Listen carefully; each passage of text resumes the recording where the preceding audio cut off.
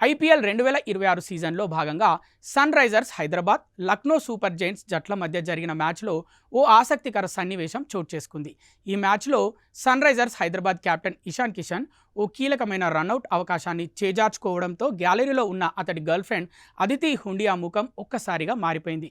దీనికి సంబంధించిన ఫోటోలు, వీడియోలు ఇప్పుడు సోషల్ మీడియాలో వైరల్ అవుతున్నాయి. హైదరాబాద్లో జరిగిన ఈ పోరులో లక్నో 5 వికెట్ల తేడాతో విజయం సాధించింది. లక్నో ఇన్నింగ్స్ 16వ ఓవర్లో జయదేవ్ ఉన్నట్కడ్ వేసిన బంతికి లక్నో కెప్టెన్ రిషబ్ పంత్ను రన్అట్ చేసే సువర్ణ అవకాశం ఇషాన్ కిషన్కు లభించింది. ఆ సమయంలో మ్యాచ్ అత్యంత ఉత్కంఠభరిత దశలో ఉంది.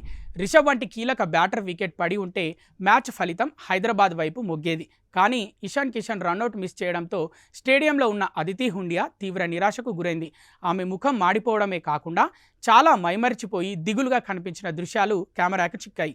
గత నెలలో న్యూజిలాండ్ని ఓడించి భారత్ టీ20 ప్రపంచ కప్ గెలిచినప్పుడు కూడా అదితి హుండియా వార్తల్లో నిలిచింది. ప్రపంచ కప్ గెలిచిన అనంతరం స్టేడియంలో ఇషాన్ కిషన్తో కలిసి ఆమె సందడి చేసింది. మోడలింగ్లో రాణిస్తున్న అదితి హుండియా ఇషాన్ ఆడే దాదాపు అన్ని ముఖ్యమైన మ్యాచ్లకు హాజరవుతూ ఉంటుంది.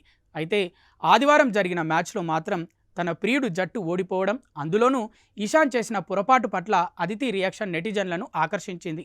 ఆదివారం జరిగిన మ్యాచ్లో మొదట బ్యాటింగ్ చేసిన సన్ రైజర్స్ హైదరాబాద్ నిర్ణీత 20 ఓవర్లలో 9 వికెట్ల నష్టానికి 156 పరుగులు మాత్రమే చేసింది.